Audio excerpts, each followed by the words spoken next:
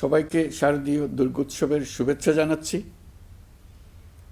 দুর্গাপূজা শুধু একটি ধর্মীয় উৎসব নয়, বরং এটা আমাদের সম্প্রীতির প্রতীক, ঐক্যের প্রতীক।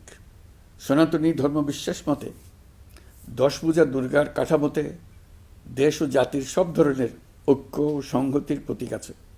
লক্ষ্মীর ধন সম্পদ, সরস্বতীর জ্ঞান, কার্তিকের বীরত্ব আর গণেশের সাফল্য এবং দশভুজা দুর্গার অসীম শক্তি সম্মিলিতভাবে সমস্ত অশুভ শক্তিকে পরাজিত করে।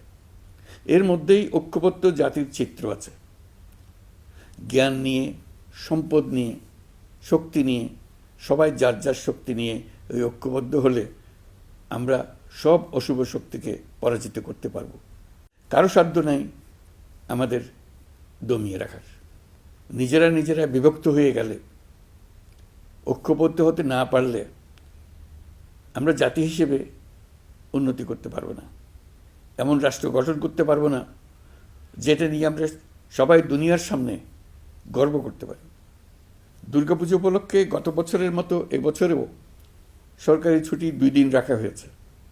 সঙ্গে 2 দিন সাপ্তাহিক ছুটি যোগ হওয়ায় আমি আশা করছি সনাতন ধর্মাবলম্বীরা পরিবার পরিজন, বন্ধুবান্ধব সহ এই উৎসব আনন্দঘন পরিবেশে পালন করতে পারবেন।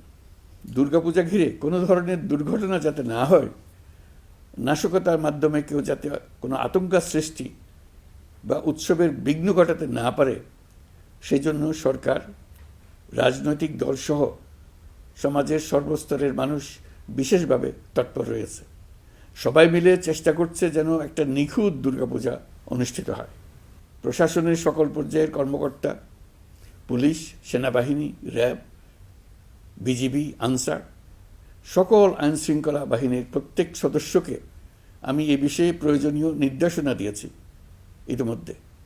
উৎসবের দিনেও যারা এই কঠিন কাজে নিয়োজিত রয়েছেন, দিনরাত অক্লান্ত পরিশ্রম করছেন, আমি জাতির পক্ষ থেকে তাদের প্রতি কৃতজ্ঞতা জানাচ্ছি।